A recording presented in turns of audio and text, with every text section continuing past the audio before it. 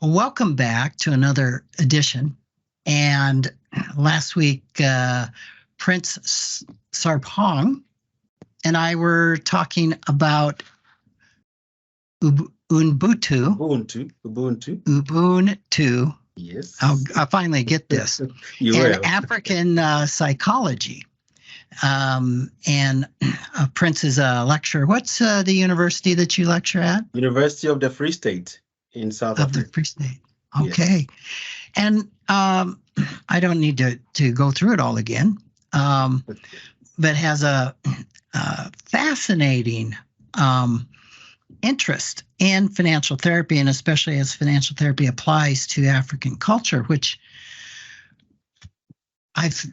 we've said forever in when we created money scripts, that money scripts were, amongst other things, generational, that they were cultural. Mm-hmm. And that we need to look at money, what it is, the various relationships with money, also through the lens of specific cultures, because they're not all the same. And so I think in our first talk, you highlighted that in spades. And so we were talking about this concept of Ubuntu, where, and I love this, I am because you are because we are. Correct. And the attitude, we were talking more specifically about what we would call enabling. And how, because of the concept of we're all in this together, we're all connected to each other, that there's the responsibility, and see if I'm saying this right, of the whole system, and in this way we're talking family system. Yes, yes. To come together and support each other. Each other, correct. So while and let's just use the concept of a parent enabling a child, or you could have a sibling enabling another sibling, to where that there is a recognition, or maybe even a feeling of harmony within the person who is giving. And yet this may be causing some financial strain on the family system. Yes. That there is it's not, as you said, I forget what you said, like the person being enabled gets a free ride. Mm-hmm. It's not that at all. No. Because they have a responsibility. They have a responsibility, yes. And we were just getting into the idea of boundaries. So, yeah, let's talk about how that works when I am that one in the family system. And I'm hesitating a little bit because part of family systems theory is there's not the person that is the problem, the identified patient. It's the whole system. Yes. That is contributing theoretically to the one person that's identified as the problem. And humanity goes back for thousands of years of, and this is founded in Jewish tradition, of what we call the scapegoat. Is if we could get rid of this one person, everything would be fine. And of course, we've seen that play out in countries, right? That was part of apartheid, I think. Yes. And if we can get rid of this one class, this one race, this one type of person, then we'll be fine. Yeah. Which is garbage. So, yeah, let's take it up from there to where you were about that and boundaries affecting Ubuntu.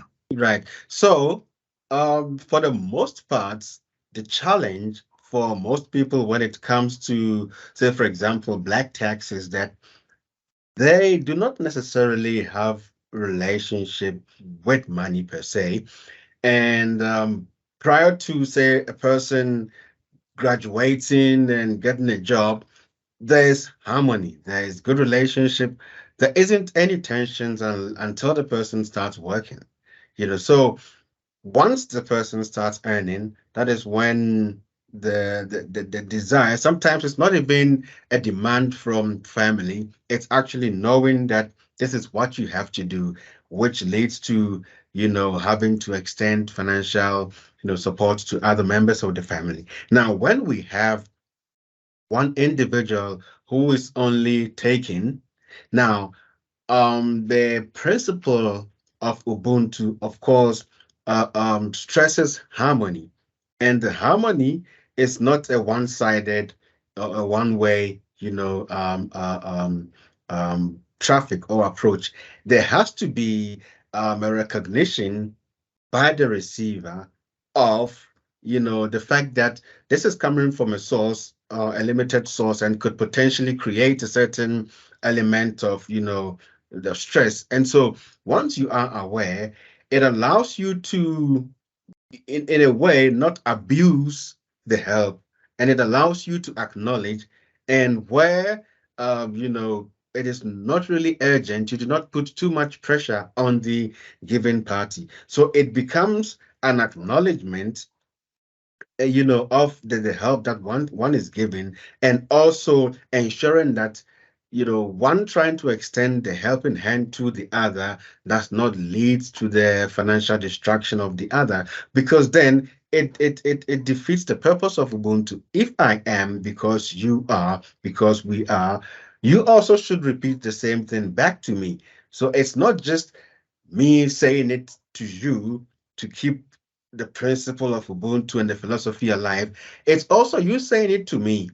So we have to then find that balance where I am happy that I am doing my part as required of me according to the principles of Ubuntu. On the other hand, you should also be in a position to also say what you are doing on your part to keep this harmony. So in the sisters scenario that I gave in the first place, if the brother acknowledges that he is because of the sister and the other way around, it puts him also in a position of responsibility, because the sister enjoys his company within the family. He also plays a role in the family when it comes to certain traditions and customs that needs to be done. So he does in fact play a role. So what he then needs to acknowledge then would be that the element of his behavior which is creating this stress is contrary to, or it goes against, Ubuntu. It goes against keeping the harmony. And you are not just doing it against your sister, but all other elements within this interconnected world of ours. And once a person is then sensitized to that, the person then becomes aware of his or her, responsibilities. So responsibility within the framework of Ubuntu doesn't fall only on the person with the money, but also the recipient. So that is where the boundaries come in, where a person, you're not cut off per se, but you are reminded of your responsibility to also keep me, free of the stress. So at any point, if my actions to you in terms of financial help is causing distress to me, then we both are breaching the principles of Ubuntu, because there is no harmony. So I love that.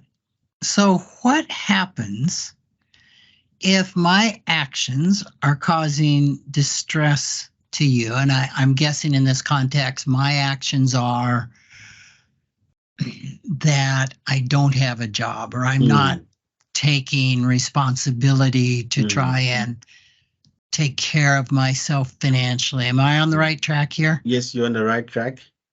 And so I am causing distress to you. And I'm in that maybe a chronic place. I'm not taking my responsibility in Ubuntu. What happens? I mean, what's a step within that system? What's the next step in that system to try and help this person realize the distress or what their part of Ubuntu is? Yes, so that's a very interesting question. And that again is where African psychology plays a bigger role. So within African psychology, there is the admittance that not all the solutions lies within African psychology. It encourages learning. And so there will be the point where, for example, the sibling could seek, help, psychological help. It doesn't have to be within the framework of African psychology. It's just another element to psychology, which allows us to then understand the cultural elements, the other philosophical elements, and then the way of living, you know. So it's not a one size fits all. It doesn't have all the answers to life's problems. It just says we need to really look at the approach to then start from here and then build on. So it doesn't exclude all the other types and models in therapy. It only, contributes or adds to. So in my presentation, for example, I said that we have Western psychology, which amongst others has allowed us to understand cognition. It allows us to understand how the human brain functions. We have Eastern psychology, which has allowed us to, amongst others, understand the benefits of meditation, mindfulness. And we have African psychology, which reminds us of the interconnectedness. So it is not within African psychology alone that all the identified problems with black tax, for example, will be resolved. It only contributes so that the approach becomes more holistic and becomes more potent. So we will still resort to the other modalities and models available in order to really help our clients regardless of their background to really thrive financially. So, in that context, then the person might go seek some therapy, or maybe Yes. they wouldn't. Is establishing some boundary at some point in time to say, I'm going to have to reduce what I'm giving you, or possibly cut it out. I mean, what how would that fit into Ubuntu? Would I be ostracized if I stopped giving support, or how would that? I'm assuming part of this is addressing things with the other person transparently. Yes. Yes. So you wouldn't be ostracized.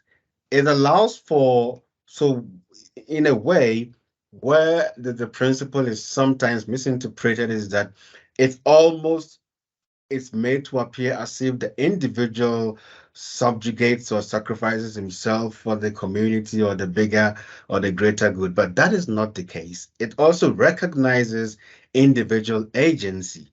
And so having to then say, I may need to, cut back on this, or because I cannot do this, it's actually in line. And there's a bigger phenomenon at play. So within some African cultures, for example, there may be times where if things are not going right for you, you may be required to, for example, slaughter a cow, or whatever is required of you. Now, let's say you are unemployed. What are you going to do? So even within this context, you are allowed to negotiate, to say, I accept what is required of me. I would love to do it, but I don't have the financial means. In this, circumstance, can I do ABC, whatever it is that you can afford. And it's allowed. You will not be ostracized. So there is that element, that acknowledges, working within constraints. And that is also embedded in the principle of Ubuntu. So you cannot self-sacrifice for the community alone. Then that is this harmony. There has to be that, harmony essentially means things being in balance. And if one is stressed, then there is disharmony, and it doesn't fit into the principle of Ubuntu at all. So it's how can we come together? How can I support you and support everyone in this system in a way that's in balance, in a way that's in harmony? And while I may not have the finances this person needs, what else can I do to help you? And I hear it's also coming back. The question from that other person is, what can I do to help you create harmony and be in balance? Yes. So if you find a balance is a balance, right? I think what that means is everybody's getting their needs met. Correct. And so ultimately, in this this philosophy, is how can we all win? Absolutely. How can we all get our needs met within the constraints of our finances? Yes. I love that. In the constraints of what I can do. Yes.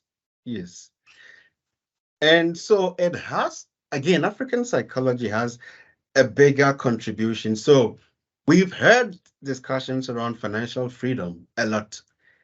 And recently, or not so recently, we've seen the FIRE movement, financial independence, retire early. And I read a recent article where a number of people who have actually achieved this are now in a state of you know a kind of, there's a certain emptiness after that, and that is because, again, we have money at the center, relationship with money. I need to cut my relationship. I need to address my relationship. It's not the relationship with money. So in psychopolitics, the author, I've forgotten his name a bit, Chan, I've forgotten the name. He says that we live in a situation where now life does not relate to life anymore, but life relates to certain ends. So in fact, Karl Marx in one of his writings describes freedom as, being in harmony with community, with others. I'm just gonna quickly check exactly. So Byung-Chul Han says that in essence, we have moved away from the sphere of lived immanence, where life relates to life, instead of subjugating itself to external ends. And then Karl Marx then says it is only in community with others does each individual have the means of cultivating his gifts in all directions. Only in the community, therefore, is personal freedom possible. So we see more of the talks around financial freedom being more financial without any freedom. So what is freedom? And we find that ultimately, as described by Han and also by Karl Marx, freedom essentially means having a working community. It is in the working community that we find the freedom. And that is why in our quest for financial freedom, we are seeing more and more financial distress as opposed to, healing our distress, because it still puts money at the center. And unfortunately, it then means that we are moving away from the sphere of lived eminence. Life must relate to life. So the major psychological distress coming from loneliness, the major psychological distress we are finding with our relationship with money is we are constantly moving away from a situation where life relates to life, and we are moving into just certain external ends. We are subjugating life to external ends. And so when finally you achieve that end, there is still a certain element of meaninglessness. So to achieve true financial freedom, we first need to revisit the concept of freedom, because we are free. This is the freest society we've had in the history of humanity. And again, Han says that the freedom of we can buy whatever we want. We are free to subscribe to whatever we want to. We that freedom itself is turning into subjugation. So a lot of financial stress that people have, amongst other factors, could be that it's not really the lack of money itself, but because we have subjugated, life to external ends, we are constantly finding meanings through acquisition, which is not giving us meaning. And we are increasingly relegating true essence of freedom, which comes in a working community. And that is why even the most advanced economies, America especially, with all the advancement, is still experiencing huge stress levels, because life is being subjugated to external ends as opposed to life relating to life. A working community is what brings out freedom. So there cannot be true financial freedom in a dysfunctional community, which is what African psychology stresses, to say without the harmony, then constantly every year the financial planning board would be doing this survey on, and we are always going to see the number one distress of Americans is money stress. And that's because we are moving away from lived eminence. And what African psychology then contributes to the field of financial therapy is to say, why are we constantly ignoring relationality?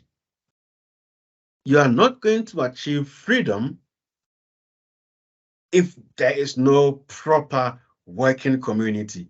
We essentially um, uh, um, achieve our self-realization with others. So freedom, Han goes on to say, is synonymous with a successful working community. The more dysfunctional the community, the more difficult it will be to achieve financial freedom. You can achieve the financial growth and the wealth, but there will be less freedom, because freedom essentially also entails a successful working community. And this is what African psychology ultimately brings to this table, to say, let's go back and look at relationality. And that can heal a lot of our problems without us having to go through additional, processes. Let's move back to acknowledge relationality and how our connectedness, in fact, plays a major role. And I think if we bring that into, more discussions in financial therapy, we are most likely going to be able to assuage some of these financial distress, that we are currently facing in the world. Wow. I love this. So I loved one thing that you said was that financial freedom Mm, is can is often more about financial then the than freedom. freedom, right? Yes. I love Yes. that, and that we there can't be financial freedom in a community that's dysfunctional. Yes. And dysfunctional, I think, is described as a lack of relatability. Yes. Do I have that right? Correct. Correct. And I think that goes right along with one of my things I've taught and believed is that we cannot find meaning in money. I mean, Jacob Needleman said that it's impossible for an inanimate object Yes. to give us meaning. Correct. But we can't find meaning without the support of money. Yes. And the support of money, I think, can be brought into Ubuntu, which is because there can be other things that give support outside of money, right? Yes, yes. I mean, what does money mean? Money means food, money means housing, money means transportation, money means clothing, right? Correct. So if I'm getting those items, well, it's not necessarily getting the dollars as much as what can the dollars purchase for support. Yes. And without support, without basic support, what I've said is you can't find. It's hard to find meaning. If I'm hungry, if I'm not clothed, if I'm suffering, if I'm in bad health, because it takes money to go on a retreat. Correct. Yes. So it doesn't mean relegating money as if it doesn't matter. It matters. So it's not about saying, look, this is not important. It matters. It just has to be brought in context, to also look at the bigger picture. It's almost saying, well, food is not important. Food is important. Water is important. We need cars for transport, but our lives can't be all about cars. Our life can't be all about money or food. So it is one element of the many elements that gives us meaning. Yes, that is beautiful. Prince, I could go on for hours listening to you. This is beautiful. But we're going to need to wrap up. What can people do to learn more about African psychology? Is there a book, a website, anything like that comes to mind? So there are quite a few books out there on African psychology. It's still an evolving field. So there's still a lot of arguments on what it should be, what is African psychology. So I am actually also working on presenting it within the concept of financial therapy to contribute. So I have a book together with a couple of my colleagues coming out that's titled Frontiers in Financial Psychology, where I touch on, amongst other issues, African psychology and its role in helping one to achieve financial freedom and also financial well-being. So I think that book should be out early January or in December, and hopefully with that we're going to see a bit more of arguments around African psychology coming into our field. So that book is Frontiers in Financial Psychology. Psychology, right? Out in December or January. Maybe by the time people are listening to this, it might already be out. It might already be out, yes. Prince, thank you so much. And if people want us to contact you, do you mind if they email you? Well, so my email is my surname, Sarpong, PK, that's my initials, at ufs.ac.za. So it's Sarpong, that's my surname, PK, my initials, at ufs.ac.za. So anyone who wants to contact me can contact me through my university email. Super. Prince, thank you so much for joining us. It's been a delight. Okay, thank you very much, Rick, for also having me. Appreciate it a lot. Take care.